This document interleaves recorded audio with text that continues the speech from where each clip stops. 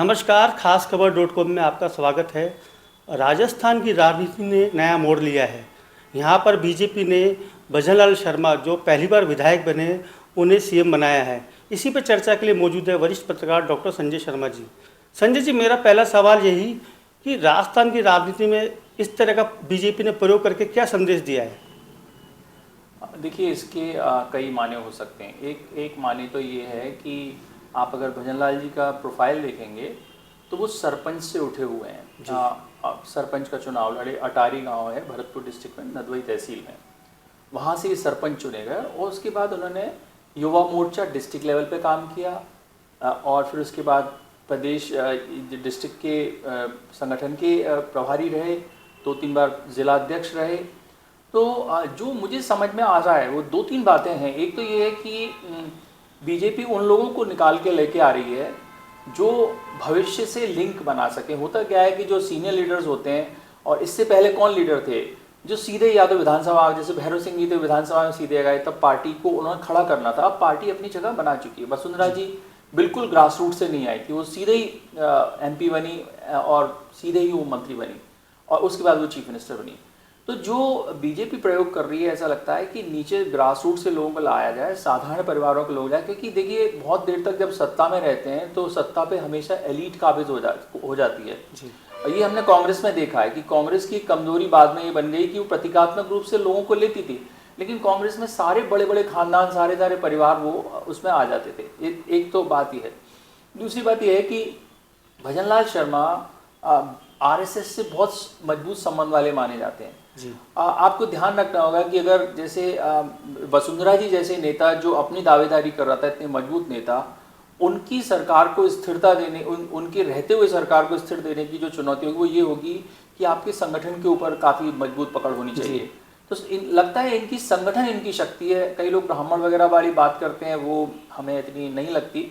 हो सकता है क्योंकि राजस्थान में आप जाट राजपूत को बनाते हैं और विरोधाभास है इनके बीच में, जाट राजपूत गुजर मीणा, इनमें प्रतिद्वंदताएं हैं, इनकी वजह से इनको बनाना मुश्किल हो जाता है। वो दौर अलग था जब भैरव सिंह जी वगैरह बन गए, लेकिन वो प्रतिद्वंदता परेशानी खड़ी करती। तो ये इस हिसाब से लगता है इनको चुना गया हो सकता है। एक मेरा महत्वपूर्ण सवाल ये भी है कि अब राजस्थान के जो भाजपा कार्यकर्ता, जो आम कार्यकर्ता है, जो कार्यकर्ता ये कहते हुए दिखे आज कि हम दरी पट्टी उठाने वाले कार्यकर्ता नहीं है, हम CM भी बन सकते हैं, इस तरह के बयान आज कार्यकर्ताओं ने दिए, भाजपा के आम कार्यकर्ताओं ने। तो कितना बड़ा संदेश भाजपा कार्यकर्ताओं में गया है इस तरह भजनलाल को CM बनाने के बाद? नहीं, बिल्कुल ये बात बिल्कुल, मैंने आपसे पहले भी कहा कि कांग्रेस की परेशानी हुई कि वो एलीट मौका फ़ायदा उठाते चल गए। होते थे छोटे लोग भी, जैसे भरतपुर से ही जगन्नाथ पाड़िया चीफ मिनिस्टर बने। वो बिल्कुल बहुत बेहद गरीब परिवार से थे, दलित थे। ये बात अलग है कि उन्होंने पढ़ाई लिखाई, उस समय पढ़ाई लिखाई की अलग बात होती थी, तो उस टाइम भी LLB कर रखी थी जब उन्हें इतनी जल्दी केंद्रीय मंत्री बनाया गया, छोटी सी उम्र में, शायद 57 में या 62 में बना दिया गया होगा जी। तो ये बिल्कुल बीजेपी की रणनीति मुझे लगता है काफ़ी प्रशंसनीय है कि वो अपने छोटे छोटे कार्यकर्ता को बड़े बड़े मौके दे रही है। और इससे होता क्या है कि जो भविष्य की राजनीति होनी है उनसे इनका लिंक बना रहता है। अभी इनकी उम्र भी 54, 55, 56 साल की है, तो उस उम्र के हिसाब से ये बीच में खड़े हुए लोग हैं जिनके पास कुछ अनुभव भी है और जिनके पास कुछ सालें हैं, जिसलिए वो जोर से राजनीति कर सकें। तो वो बुजुर्गों को भी साथ सकते हैं और युवाओं को समझ सकते हैं, क्योंकि वो युवा राजनीति से निकले हैं। संजय जी, एक राजस्थान की राजनीति में 2 डिप्टी CM बनाए गए, दिया कुमारी और प्रेमचंद बेरवा। यह पहली बार प्रयोग हुआ है। इस तरह का प्रयोग बीजेपी का कैसे, ये प्रयोग बीजेपी ने क्यों किया? 2 नए डिप्टी CM क्यों बनाए गए?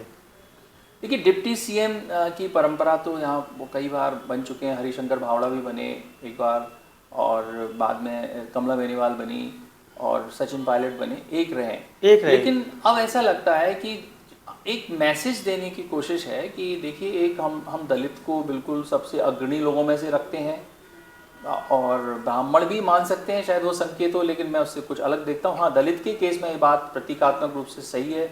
और दिया कुमारी को आप राजपूत की बजाय कहें कि हम जो राजस्थान की वो परंपरा है या राजशाही, एक रॉयल्टी और एक मतलब जिसकी दुनिया भर में चर्चा होती है, उसको भी हम खोने नहीं देना चाहते। तो ये राजस्थान के ब्रांड को मदद करेगा और भारतीय जनता पार्टी के भी जो एस्पायरिंग लोग हैं, जो अपर क्लास है, वो महसूस करेगी कि हाँ, दिया कुमारी जैसे लोग भी इस टीम के अग्रणी मेंबर हैं। तो उस तरह से मुझे लगता है उनका कॉम्बिनेशन ये रहा हो सकता है। एक वासुदेव देवनानी को स्पीकर बनाया गया है। जैसा कि हमने आज से पहले कई बार चर्चा की कि जो संभावित सीएम के चेहरे थे, जिसमें दिया कुमारी का नाम सबसे पहले था और वासुदेव देवनानी का भी नाम भी आया था, तो बीजेपी ने आज चौंकाने वाले नाम घोषित किए हैं, जिसमें भजनलाल शर्मा सीएम के रूप में उनका नाम सामने आया है। उन्होंने सरकार बनाने का दावा भी पेश कर दिया है। लेकिन वासुदेव देवनानी भी संघ पृष्ठभूमि से आते हैं, उनको स्पीकर की जिम्मेदारी दी गई है। तो इसके बारे में आपका क्या कहना है? देखिए, वासुदेव देवनानी जी थोड़े से सीनियर हैं और मतलब उनकी उम्र ज़्यादा है, तो वो भविष्य के 50 से 60 के बीच के लीडर ढूंढ रहे हैं जो बीजेपी को, जैसा कि अमित शाह ने एक बार कहा था कि हम अगले 50 साल नहीं हटने वाले।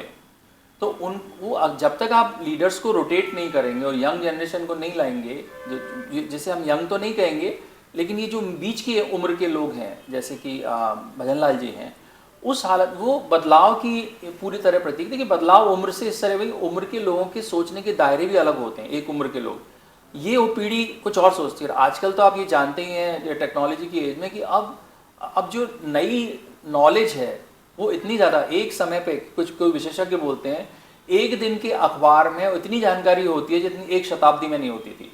इतनी जानकारी से लड़ने वाले जो युवा हैं और जो पुराने हमारे लोग हैं, उन दोनों में बहुत बड़ा गैप है। वो नई दुनिया को बनाने में उन्हें मुश्किल हो सकती है।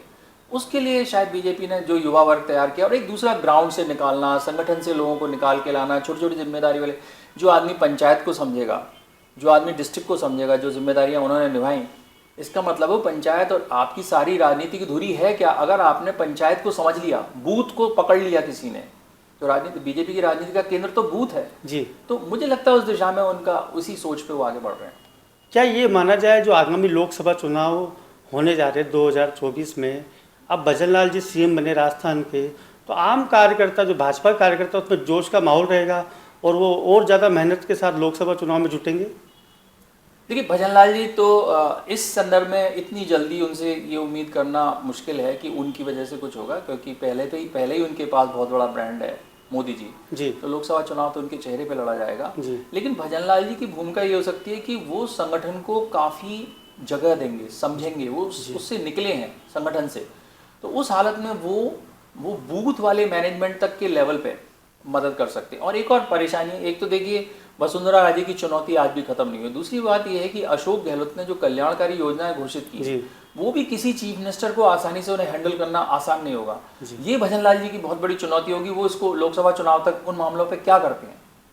तो माना जाए कि और एक और भजनलाल जी भरतपुर से निकले हैं, भरतपुर से ही ईआरसीपी का आंदोलन निकला है। तो भरतपुर की पानी की डिमांड या इस पूरी ईस्टर्न राजस्थान की डिमांड, वो एक महत्वपूर्ण, इस मामले पे ये क्या नजरिया दिखाते हैं, ये भी बहुत देखना जरूरी होगा। एक मेरा आखिरी सवाल ये है कि आज विधायक दल की बैठक हुई थी, वसुंधरा राजे ने ही भजनलाल के नाम का प्रस्ताव रखा। इस बात के क्या मायने हैं? क्या वसुंधरा राजे मान गई है जो मोदी जी, अमित शाह जी कहेंगे उनके फैसले उन्हें सारे मंजूर है, वो अलग से कोई गुटबाजी नहीं करेगी? देखिए, वसुंधरा राजे जी से प्रस्ताव कराने का मतलब ये है कि कम से कम उनको नहीं बना रहे तो बहुत सारे ऑप्शंस में से उनको ऑप्शन दिए गए होंगे कि देखिए अच्छा हम इसको बना दें, इसको बना दें, इसको बना दें, जिस पे उन्होंने माना होगा कि चलो ये ठीक है, वो आए होंगे। क्योंकि वसुंधरा राजे का जो कैरेक्टर है उसके हिसाब से वो एक दबंग तरह की महिला है, दबंग तरह की नेता है। तो उस हालत में जब तक आप उनको अपने साथ जोड़ेंगे नहीं, और भजनलाल शर्मा उसी समझौते का एक हिस्सा हो सकते हैं कि उन्होंने कहा ठीक है हमें इन पे कोई आपत्ति नहीं है। तो जब तक, अब देखिए मंत्रिमंडल के अगले ही दिन से टकराव शुरू हो जाएगा। मंत्रिमंडल बनते ही वो किस तरह का मंत्रिमंडल बनाते हैं, तथाकथित वसुंधरा राजे ग्रुप के जो लोग हैं उनको अकोमोडेट करते हैं, नहीं करते हैं। पॉलिसीज के मामले में वसुंधरा राजे को कहीं नीचा दिखाने की कोशिश तो नहीं करते, उनकी बहुत कुछ बड़ी चर्चित स्कीम्स थी। ये सबसे आगे तय होगा कि वसुंधरा राजे को वो कैसे मैनेज करते हैं। जिम्मेदारी भजनलाल जी की होगी कि वो एक सीनियर लीडर को, जो युग परिवर्तन हुआ है, उस लीडर को कैसे साथ पाते हैं। संजय जी, आपका इस चर्चा के लिए बहुत बहुत धन्यवाद। खास खबर .com में बस इतना ही, धन्यवाद।